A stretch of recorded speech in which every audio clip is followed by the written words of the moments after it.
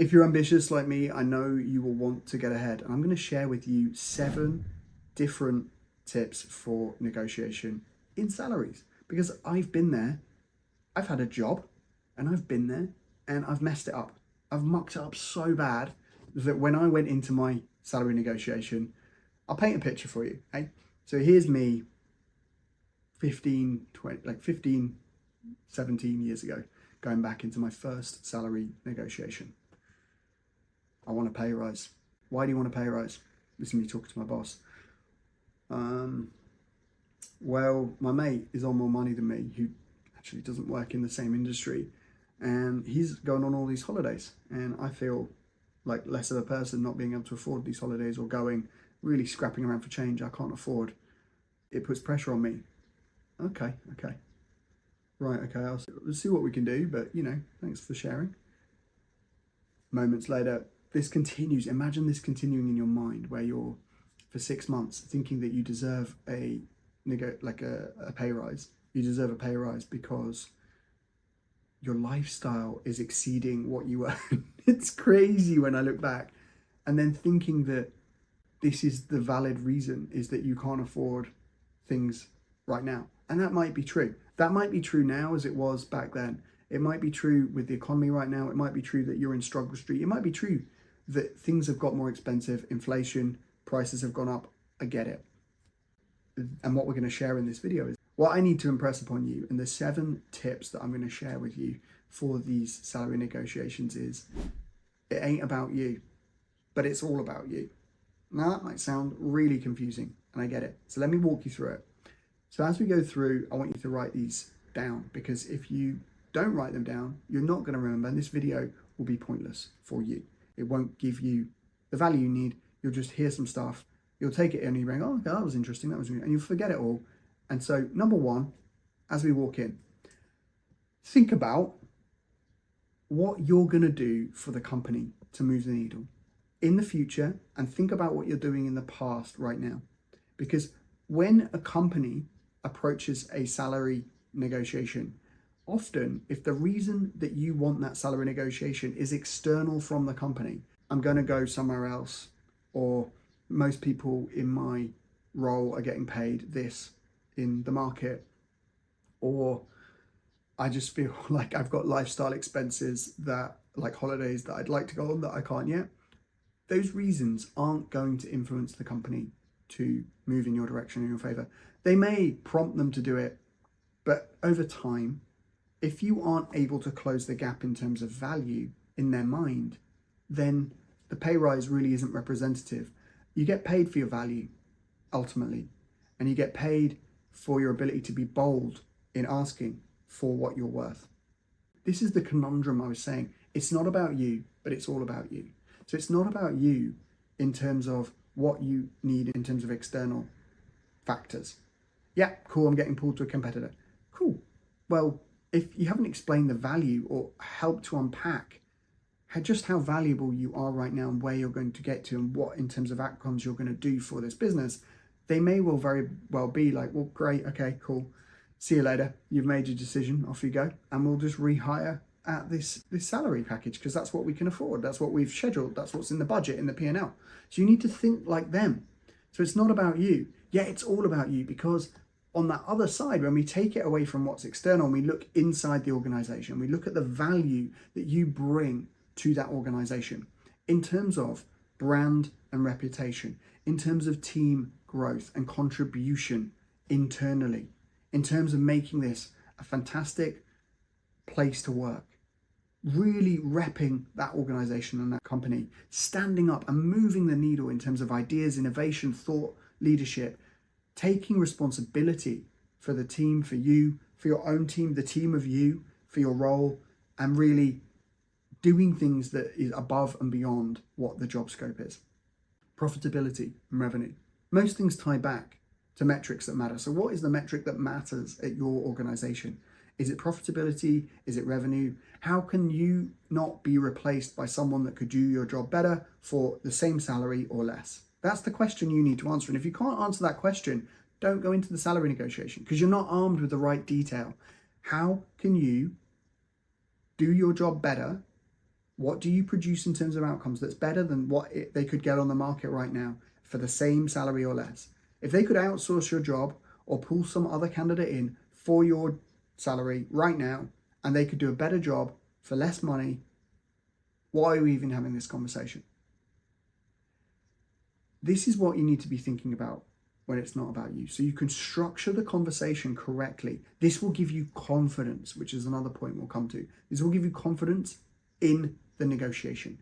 If you don't have this mapped out and you don't understand the value that you bring, that you truly bring, understanding that other people contribute to that value as well. Other people contribute to the profit, landing the clients, the processes. Everyone is pouring in, right? But how do you uniquely do that? How do you differentiate yourself? And what is the pain point that this company has that you solve uniquely? Why can't they just go out and hire someone else? Why can't you be replaced at this level, right? At the gap that you're going to propose. So you have that. Now, why is it all about you? Remember, it's not about you, but it's all about you. It's all about you because you should be bold enough to ask when you are undervalued, when you're not getting your market worth, when you're not getting the value that is being exchanged, when that value is out of sync, right? You're throwing it down. You're pouring out value all over the place. You're doing way above the job spec. That's when you need to be bold and you need to ask for the pay rise with this information in hand. So it's all about you because you need to be bold enough to ask for the pay rise and to structure for this conversation to happen. Why would you need to ask? Well, a company is all about efficiency. It's all about profit. They're trying to grow as quickly as possible for their shareholders, for their board, so that they can unlock either new investment or new money to be able to grow further, right? So that they can grow and in terms of expansion and not contract. So this is just a contraction and an expansion game. So they need to keep growing. So how do they do that? Well, they want you to sit in that job, giving that value for as less money as possible, that you don't rock the boat, right? That you don't go elsewhere, that you don't have this conversation. When that value exceeds greatly, either they're going to do one of two things. They're going to recognize that and reward you for it, or they're going to not do anything and you're going to have this conversation. It means you're going to have to be bold and ask. But the reason you can be bold and feel confident is that you have your ducks in a row. You know why you bring value to this organization. You know what it means to them in terms of the metrics. You can quantify it in terms of both intrinsic and extrinsic factors. You can quantify it in terms of a holistic approach. So looking at both culture, leadership, skills that you've developed and developed other people, loyalty to the brand. Contribution is a lot of different things. So really get creative with what that means. And speak from the heart when you speak there, but be bold. Don't shy away from your value. Once you know your value, be okay to ask it, because all of this external stuff still exists, i.e. competitors offering you more money, market value. If that truly is your market value, cool, I'm not getting paid my market value. If that truly is, then why wouldn't you be going elsewhere to get that market value, right? That option already exists for you, so you don't need to throw it in their face. It's not like saying to a boyfriend or a girlfriend, if you don't do this, I'm getting hit up by this person, so I'm going to go with them. That's strong arming someone into a conversation. What do you think anyone who respects themselves would say to that? Well, they'd have to first understand if they agree with what you're saying. And secondly, when you're saying it's a threat, you don't need to have that. You don't need to go there. This isn't a threat conversation. Hey, I've got another job offer, and if you don't match it or exceed it, I'm going elsewhere. That's one way of doing it. Cool. But we don't need to go there just yet. What we need to do is to walk into the room confidently and to have a real conversation based on real information that benefits the company, properly benefits the company, not just made up things that aren't really that important. It can be 2 to 3 things that really, like pillars, that you can really stack your case on top of. 3 pillars of what you do that brings value and how much value and where the gap is. Next, you need to state clearly when it comes and you're asked, okay, cool, I've heard you. So what do you think you're worth? I understand these are really great factors, because this person that you're speaking to either needs to sell it in internally, and that takes time. They need to get buy-in, but they also need to present a very clear case. So number 2 is be clear with what your ask is. People that don't get good pay rises aren't clear. If you're clear, with what it is that you're actually gunning for. What is it that you're missing that would make this work for you and rebalance the value exchange that you're doing here? Because that's all it is. It's an exchange for value for dollars. If you do that, then it means that that person can sell it in internally. So very important that you're able to clearly articulate these three pillars and leave them really fully understanding the situation. That doesn't mean you're threatening at this stage. Doesn't mean you're talking about other competitors. They get that. And if you're that hot on the market, they understand that people are they expect it. And they've prepared for that. It's fine. Like, they've got a plan in place for when that happens. They almost expect it. What we need to do here is structure a conversation, because this is where you actually want to be and you want to build a career here. So why aren't they rewarding you for that? Why aren't they seeing that? Well, is there something here in the pillars that isn't actually a pillar that you think it is? Again, that can be hard feedback to hear, but it's important feedback, because I'd rather say, these are my three pillars, these are where I'm adding value. And they go, actually, this pillar, it's not really a pillar, mate. Sorry, I hate to tell you this, but this isn't a pillar that's important to us. Then you understand why they're not rewarding you. Okay, cool. Well, what would be a pillar? Oh, well, it would be this. Then you can go back to the drawing board and you can work on that for 6 months. Nail it, knock it out of the park, do outstanding work, go above and beyond. Because I tell you, in this marketplace right now, the way to stand out is to over deliver. And it's not hard, because people are slacking off. People aren't doing the hard things, doing the tasks that require that extra bit of finesse, that extra bit of detail, that extra bit of thinking and effort. It's effort. Inputs versus outputs. You've got to input the effort to get the output. So that's number 3. How do you go above and beyond? Because if you're not ready for this conversation, you should go above and beyond and be able to document that. So how can you go above and beyond so that you can demonstrate that, so that you know that your 3 pillars are rock solid?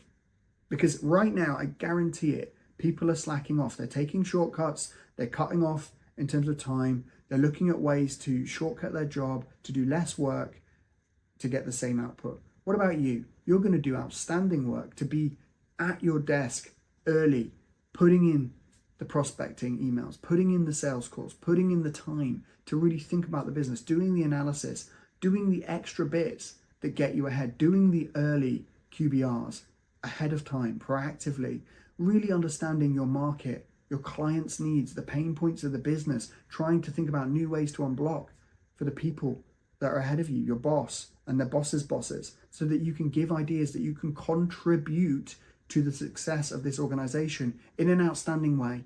And trust me, if you start doing that, you're going to fly. You're going to fly. I promise you, you're going to fly. That's number 3. Think about how you can be outstanding. Number 4 is more of a soft skill for when you're in the conversation. Don't get threatened by when they say no. So this is more about you holding yourself to a higher standard in the conversation. It's not about bringing the emotion into the room. It's about having that empathy to understand that maybe you didn't hit the mark with what you said, or maybe if you're that good and the market is calling you with your value, giving you other opportunities, you should probably look there, because they're giving you an answer. And as long as you've done your job in these first three parts to really present the opportunity clearly in the right way, you've done the work, you're outstanding, and you have the top 3 pillars of how you deliver value, you're not going to need the next piece to fall in place. It falls in place because it's the right thing. You don't need to force that. If you force it, trust me, you're again strong-arming someone in, and they're going to pay you, and then in 6 months, it's not going to work. The vibe isn't going to be right. You don't want to force a company to overpay for you. They should be paying you what you're worth, because they know that they don't want to lose you, and they know that the outcomes that you're delivering are significantly greater. So it's just an exchange of value. So again, that's number 4, is really when you're in the conversation, don't panic. Take a breath. It may not be the news you wanted to hear, but it's news you need to hear. What would be the questions you ask when you hear it? Can you explain to me a little bit more about this? Or could we work out a plan to actually get me there? Like, you either want to be looking at progress. So how can you progress this conversation? You want to be looking for more information. So you need to uncover. Don't just take the one-liner that they say, oh, it's not possible right now due to timing and P&L and budget. Try to uncover, try to understand more, because it's going to help you, and then get it on email. But why is it important to get it on email? Because you want to leave a paper trail with something like this. Often these talks are left with the boss that you have, and you put so much effort in, and then that boss leaves 3 months later and that conversation goes with them. What if they didn't pass that up the chain? Everything that you had gets left. Whereas if you put it on email, just recapping the conversation we had, these are the 3 things that I deliver outstandingly, and you get the feedback and throw it into the email as you discussed. We're not here right now, but this would be something of a major importance to the organization. CC in your manager, send it to your boss, whoever. Really important to document and get a paper trail. And that can give you some peace of mind while you start building and understanding, am I going to take this further and implement what they said? Or am I going to go where the market is showing me that I'm worth? Very different kind of person is in the room when you're there. A very dangerous type of person, because dangerous in the way of ambition, right? Because you're able to say, hey, I'm confident, I'm good. Like, this is where we're at. This is what I need. Where you guys at? Okay, I'm cool to go this direction now, because I've done the right thing by you. I've given you the opportunity, but my career and where I'm accelerating towards is exciting opportunities over here. And I think this road might have reached its natural end. And then 5, are you hearing them in the room? Are you hearing them? Are you really open to hear them? Are you present, or are you nervous about this conversation? Try to remember that this is just one conversation in the stepping stones of your life. So you don't need to panic. Don't need to get worried. This is just one conversation. And if you're feeling nervous, if you're feeling like your heart is racing because everything rests on this, just remember that one day you'll look back at this and be thankful that you did, because when you get paid your value from an organization that cherishes the work that you do, you feel awesome. It feels awesome. And it's a very normal conversation. It doesn't need to have the stress around it. When there's stress around it and it feels like a fight, I'd question that. I'd question that, because for you, you can go into that room feeling very confident that you bring and you deliver on what you say you're going to do. And you bring the skills and the value with you. And if you don't, you need to work on that. And for them, once you've presented it, if they don't see that, that's okay. It's okay. Because you know that you can fix that. Either you do the direction that they need you to go in to build that, or you go elsewhere. So there is no stress, really. What's stressing you is the idea that it won't happen. It's the time frame. It's how long. It's the unknown. It's the, do I really deserve it? When we look at it, it's really, can I feel this level of confidence and self-worth for long enough to sustain this journey, to battle for myself, to go to bat and actually promote myself? And it feels like self-promotion. It's a weird conversation to have if you haven't got your self-esteem right. It's a weird conversation, because do you really believe you're worth this? And you're going to get questioned on it. And why wouldn't you get questioned on it? You're asking for more money, more value at a time frame that they didn't propose. Cool, they're a business. They need to sell it in internally. So that's the real question, is can you sustain this level of self-worth, self-value inside long enough? Do you truly believe you're worth it? Okay, so watch your nerves when you're in the conversation. Take deep breaths. Understand that this isn't doom and gloom, that it's meant to be. It's all good. It's all good. There's a lot of abundance that can come from this. Either it's going to come from where you currently are by having the conversation, or outside. So you are no worse off by having the conversation that's properly structured. If you do it like I did it 17 years ago, you're worse off, because you just look like a tit. You just go in there and you look like, what's this guy doing? He hasn't prepared. He doesn't understand us. And he's not telling me things that matter to me. He's telling me things that matter to him. Like, he can't go on skiing holidays and he needs a pay rise, and can we just do this? This is not the great conversation that you want to have. So just think about it. You've got the right kind of setup for this conversation. Go in, deliver, keep it at peace, and keep your mindset right. All right, so number 6 is mindset. When you have the mindset, understanding that this is your value and you're good with you, you have self-worth, you give love to yourself. And how do you do that? This is an act of giving self-love to yourself. Why is that? Because you're taking action on expanding your life. And that's how we should be in life. We should want to expand. We should want to grow. And that might mean taking on new challenges. So it's not just about looking past and going, hey, this is what I've delivered, or this is what I do for you currently. It's about saying, this is where I want to grow to, and this is my plan to get there, and this is what I'd like to do. How does that stuff marry with what you'd like to see me do? And if that is in sync and aligned, and it may need some creativity and finessing, but basically if that's aligned, what you're going to get to is a growth plan, is a plan of, yeah, cool, once you've done all of this, we'll give you this. Or it will give you this now, and this will come later. And that's the next part. Number 7, don't be afraid to structure this in chunks. When you come in with a plan and you are able to deliver on a plan and you say, well, look, this is where I'm at currently, but this is where I'd really like to get to. And this is what you're paying me now in terms of package. This is where I am meant to be. And this is why. Okay? But where I'd really like to get to is here. So what I'm proposing and what I'd like to get your input on is we do this now. And then if I deliver on these goals, we do this. And you can talk them through that plan. And yes, at first you might get some resistance. But over time, and as you keep having this conversation, as you keep understanding over the course of the days that it takes place, they'll start to see how this is wedded to what they actually want, the outcomes they want. And if you've got that right, it'll be like an arrow in a bow that when you release it, it will hit the target. But because you spent time crafting that arrow, you know that it's well constructed. You know that it has the feathers in the right place to fly through the air. The aerodynamics are right. The speed at which you pull that back, the strength that it takes to pull that back and release is all correct. You've practiced, you've rehearsed. So you can feel totally at ease when you're having the conversation that even if it meanders, that arrow is going to hit the target. Even if there's wind and rain and there's a battle to have, that arrow is going to continue on, it's going to hit the target. So I'd structure it in 2 phases. The phase of the jump you want to make now and why you believe you should be paid this, and then the future. Why do we do that? Because we're always growing and expanding. You don't want to have this conversation and then think that's it. Because then you're locked for 1, 2, 3, 5 years going, hey guys, we gave you a pay rise, mate. Gave you a pay rise, like, what's up? Like, surely you're happy now? Nah, you want to have 2 phases. Bang, bang, a 2-year plan.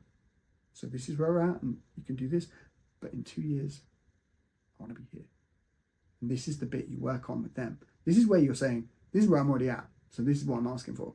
That's the bit you get clear. And this is the bit that's all about exploration and self-discovery with them. So you're discovering with them and you're building together. So you're creating something, you're bringing them in. And then this bit is where they feel like it's their idea, right? Because they get to craft that with you. So they get control over that and they get to plan that out. And so in creating that together, you're bringing them on the journey and they feel bought in. When it feels like it's their idea, they feel bought in. So then it's a 2-step plan that marries to their outcomes that they want anyway. And when it's only contingent on you delivering on that. So it's great because it works for everybody. And that is the 7 top tips to negotiating salaries, not doing it the poor way where you go in unprepared, asking only for things that benefit you, and you just try to wing it. And that's what I try to get everyone out of, is just this idea in any negotiation, the idea that you should wing it, the idea that you should just go in and freestyle it and see what comes out of your mouth. That is the biggest needle moving activity that you can do. If you can actually prepare for your negotiations, if you can think about it from the other perspective, you can have empathy in the room, you can be flexible, you can be creative. You don't have to be worried about your nerves because you're not focused on you. You're good, you're confident, you're bold. You're there to work with them together, to collaborate, to actually get an outcome that works rather than an outcome that's forced. So I hope that helps. Subscribe to the channel, share this with someone who's going through an interview process right now. It might just help them really either secure a top-notch salary that is worth their value or actually get a pay rise that they've been desperately wanting, whether it's for a ski holiday or if it's for the value that they've delivered. Let's hope the latter, because that is the crucial part of all of this. Thank you for watching and I hope this helps.